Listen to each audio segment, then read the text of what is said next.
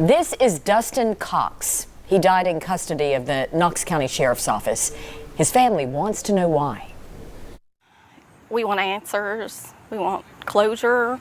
Is their welfare protected? Now, this wasn't his first time in jail, but it was his last. Our investigative team found he is not the only one. Records show dozens of people have died in East Tennessee jails since 2016. Stacks of cases leaving families heartbroken and sheriffs frustrated. 10 News investigative reporter Grace King explains why this keeps happening. In East Tennessee, you can see people sleeping on the floor. At one time, we had over 400 inmates. And mold, buildings basically falling apart. It leaks like crazy. Not to mention understaffed. We have had a full staff 2 weeks out of 15 years. It makes maintaining a safe facility a constant struggle. At least half of the effort that I have going on deals with just a jail. Especially as the drug crisis grows. We have medical staff. They try to look after these people. They monitor these people. But sometimes they are destined to die. In Hamblin County, the longtime sheriff expects daily assaults and sometimes deaths. We just have to deal with it. We can't prevent it because we don't have the staff to prevent it. But families of dead inmates, like Dustin, question whether the jails should do more. It's like they don't care.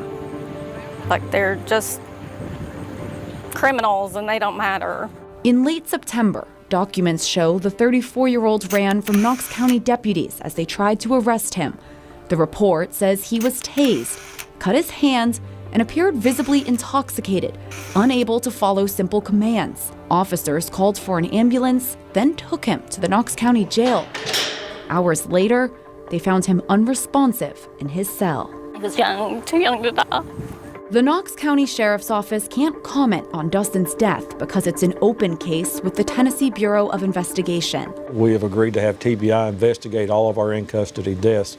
That way there's no question about it. Sheriff Tom Spangler says the Knox County Detention Facility is prepared to handle medical issues in its, quote, mini hospital. It could be as minor as somebody having cuts and bruises and all the way up to people who have heart issues. But in many cases, Sheriff Spangler says drugs are to blame. We may never know that it's there until it's too late because there's no way of us being able to detect that. It's a challenge his counterparts face as well. They are walking dead sometimes when they come into the jail. And tragically, they die in jail. Sheriff Jarnigan says he needs a new jail and more resources, but that won't fix the drug problem. It's not a fixable solution for the local sheriff. It's going to have to go beyond that. The Tennessee Corrections Institute says the jails in Hamblin and Cobb County are unfit for inmates. Still, they remain open and overcrowded. We have more details, including statements from the sheriffs, on our website right now at WBIR.com.